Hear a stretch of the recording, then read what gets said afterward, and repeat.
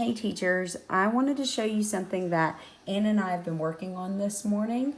A lot of teachers don't actually get to see what their students see, so I wanted to show you from a student's perspective of what now is available on Think Central for you. When they log into Clever and they click on Think Central, these three icons have always been there. These are the assignments that you guys are pushing out to students, My Library and My Scores. What's changed is under My Library, Ann and I unlocked every single kind of app that Think Central has for you and your students to use. A lot of you have been using these, but some of you haven't been able to see from a student perspective what it looks like, and some of you did not have these at all. So right now, under Go Math, they will have their student edition, which is literally just their textbook. And so with this, they're able to have the problems read aloud to them. This will help with our students that have reading accommodations. And they can actually type in their answers when they click on them and save it to their notebook. The next part is their Go Math animated models. This is with every single skill that you teach. And so you can literally click on each skill and it will go through a mini lesson where it explains it. It will give an opportunity for scaffolded lessons where you and the computer work together. It gives independent practice with feedback. And then, of course, there's a quiz for students. This would take pretty much the entire math class period for a student if you were trying to keep to that 15 minutes.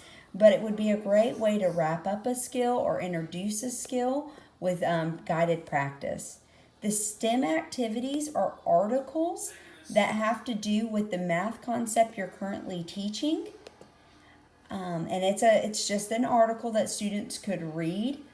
And then at the very bottom, it gives them one math problem with whatever you're teaching. So for your science kids, this might be a fun way to kind of integrate science and math one day. The next part is the Math Interactive Notebook. And this is what students typically have seen a lot from you in your classrooms. I know I've seen it. I know Casey's seen it. Where the little animal, and this is third grade, so they have a bunny that teaches, will teach every single skill. And a lot of you use this in small group, but now you can use it for your instructional time.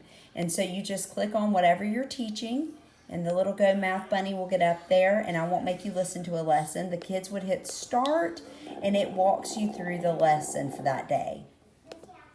The other thing you'll see are the concept readers. These are stories. Sorry, I just accidentally clicked on the wrong thing. These are actually stories for your math curriculum. It's the same little readers that we have in class. So just a little story. They take a little while to download, but I wanted to make sure you were aware those were there. The strategic interventions are right here. This is if any student is struggling with a concept. These are those RTI practices that we often gave in class as small group review. Those are now available for students if you wanted to assign those.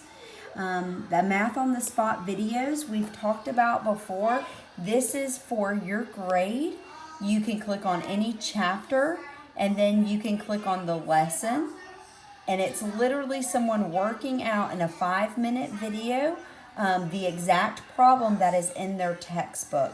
Teachers, you can also have students get to this using the cell phone and scanning the QR code in their textbook. Last is the math glossary. That's kindergarten through 6, and then the math games. And so the math games, of course, are down over on this side. You click on fractions, and then there's different fraction games that they can play. And then the glossary, of course, is kindergarten through 6, the glossary of terms. And those have actually always been there for your students to use, and that's every grade. And so, of course, the terms are over here, and then there's an example. I just wanted to show you really quickly what your students are now able to see and access as you're planning out your digital learning.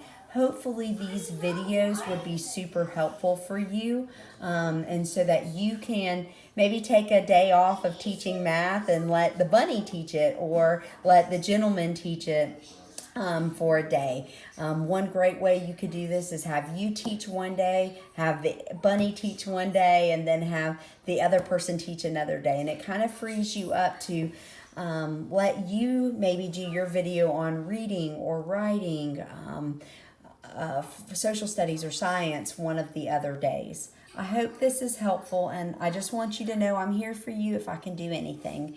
Thank you, my sweet friends and teachers.